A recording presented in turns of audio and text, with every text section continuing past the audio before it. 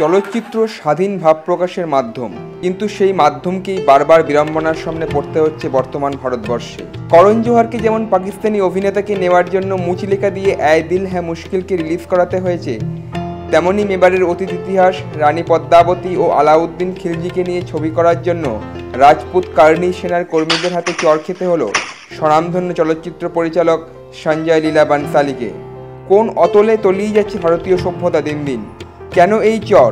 এর নেপথ্যে কী এমন কাহিনী রয়েছে পদ্মাবতীকে ঘিরে? চলুন শুনি। ইতিহাস অনুযায়ী চিতোর ছিল মেবারের রাজধানী। মেবারের রাজা রাউল রতন সিংয়ের সঙ্গে বিবাহ হয়েছিল রানী পদ্মাবতীর। রানী পদ্মাবতী ছিলেন অসাধারণ সুন্দরী। সুলতান আলাউদ্দিন খিলজি রানী পদ্মাবতীর সৌন্দর্যে মুগ্ধ হয়ে মেবার আক্রমণ করে বসেন। নানান কূটনৈতিক চালে একটা সময় মেবারের রাজা রাউল রতন সিংকে বন্দী করেন তিনি, কিন্তু রানী পদ্মাবতী অসম্ভব বুদ্ধি ও পারদর্শিতা দেখিয়ে রাজাকে মুক্ত করেন।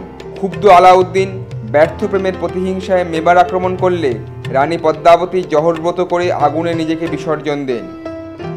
এটা ইতিহাস।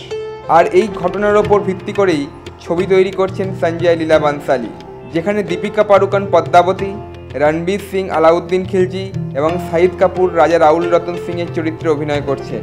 পরিচালকের স্বাধীন সত্তার ওপর জোর করে হস্তক্ষেপ করলো একটা উগ্র ধর্মীয় সংগঠন, কারণ তাদের দাবি ছবিতে রণবীর সিং এবং দীপিকা পাড়ুকোনকে অনেক সময় লাভ সিনে অভিনয় করতে দেখা গেছে, যা পদ্মাবতী চরিত্রের সঙ্গে বেমানান। তাহলে কি কোথাও কোনো স্বাধীন সত্তা নেই পরিচালকের? উগ্রবাদীরা যা বলবে তাই আগামী দিনে মেনে নেবে ভারতীয় সিনেমা?